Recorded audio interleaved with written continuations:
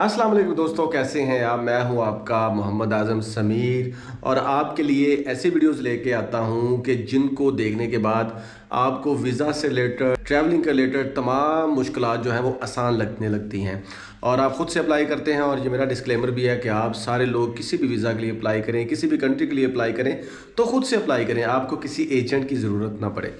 तो प्यारे भाइयों, आज का कंट्री है जी नीदरलैंड, जिसे डच भी बोलते हैं। और मैंने इसके last time tourist Shenzhen visa की बात की है, इसके अलावा मैंने इसके स्टडी वीज़ा की बात की है। आज मैं बात करूंगा इसके जॉब वीज़ा की या वर्क परमिट वीज़ा की।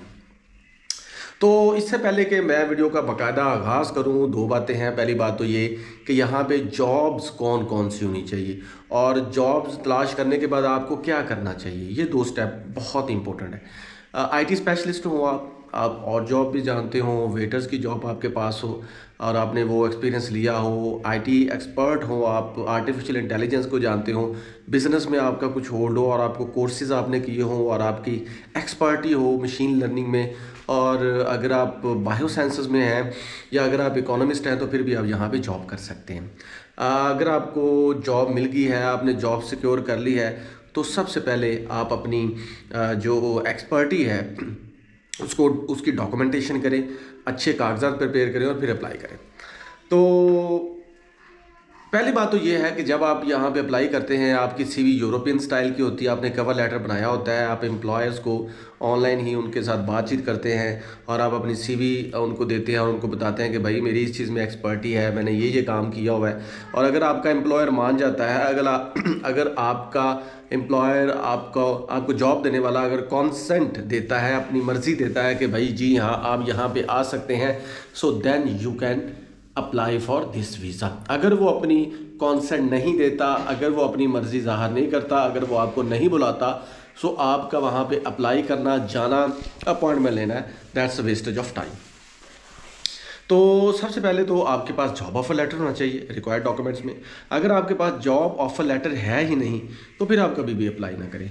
दूसरे नंबर पे दोस्तों ये है कि जॉब ऑफ़र लेटर आपके पास मिल गया, आपने अपने जो डॉक्यूमेंटेशन है ना उसको बड़ा स्ट्रांगली मेंटेन करना होता है। फॉर एग्जांपल आपकी सीवी, आपका कवर लेटर, आपका पुलिस करैक्टर सर्टिफिकेट, प्लस जनाब आपके पास टिकट होनी चाहिए, आपकी थोड़ी बहुत ट्रैवल हिस्ट्री भी होते चल जाता है, थोड़ी बहुत बैंक स्टेटमेंट भी होते चल जाता है। ज़रूरत नहीं होती, लेकिन ये है कि अगर हो तो आपके प्लस पॉइंट है।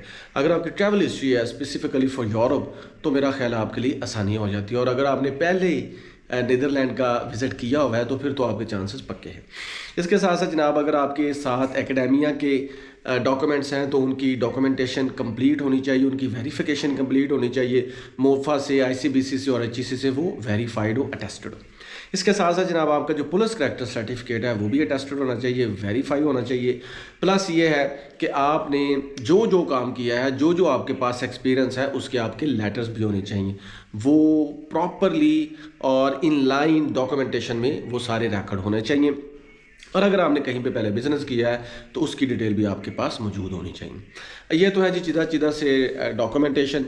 आपकी टिकट के बारे में लोग पूछते हैं तो क्या हमें कंफर्म रिटर्न टिकट लेनी चाहिए।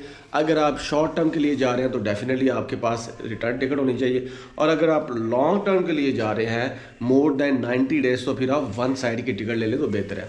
अगर आपका 1 साल का गैप है, अगर आप 1 साल के अंदर अंदर वापस आना चाहते हैं तो फिर आप रिटर्न टिकट भी ले लें तो कोई मज़ायका नहीं है।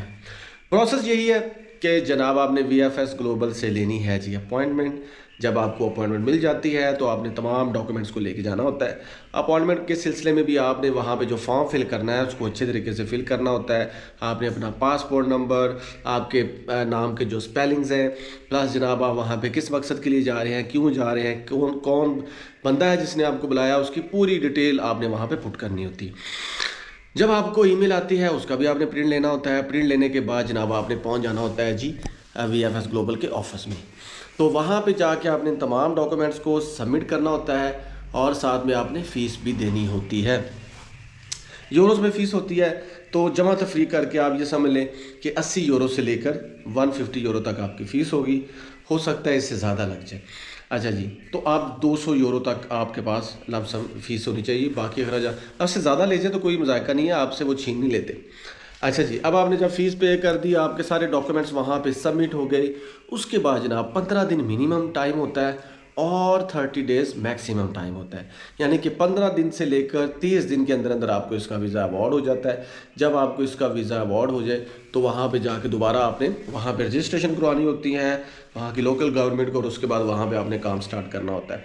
लेकिन आपका वहाँ पे जो एम्प्लॉयर है वही ऑल इन ऑल है, क्योंकि आपके वहाँ जाने से पहले उसी ने अप्लाई किया होता है वहाँ पे, तो उसके बिहाफ पे फिर उसको वो लेटर मिलता है जो वो आपको सेंड करता है आपकी मुकम्मल डिटेल के साथ। अच्छा, ये तो हो गया जी पूरा प्रोसेस, ये हो गया जी फ़ीस का प्रोसेस, और ये हो गया जी आपके वीज़ा का A to Z सारा सिस्टम।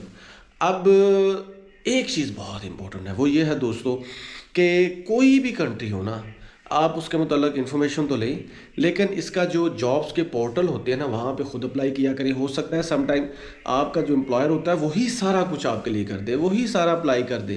तो इसके अलावा दूसरी इंपॉर्टेंट बात यह है कि अगर आप यूरोप के ही किसी कंट्री से अप्लाई करें तो आपके चांसेस ज़्यादा हो जाते हैं। तो दोस्तों, as far as me is concern, मैं कोई वीज़ा एजेंट नहीं हूँ, ना ही मैं एक लॉयर हूँ, आपका दोस्त हूँ, भाई हूँ, आपको गाइड करता हूँ। ये मेरा डिस्क्लेमर भी है ताकि आप लोगों का भला हो। तो आज तक के लिए बस इतना ही, मिलेंगे next country next visa index के साथ। तब तक के लिए अपना भरपूर ख्याल रखें, मुझे दे इजाज़त, अल्लाह हाफिज़।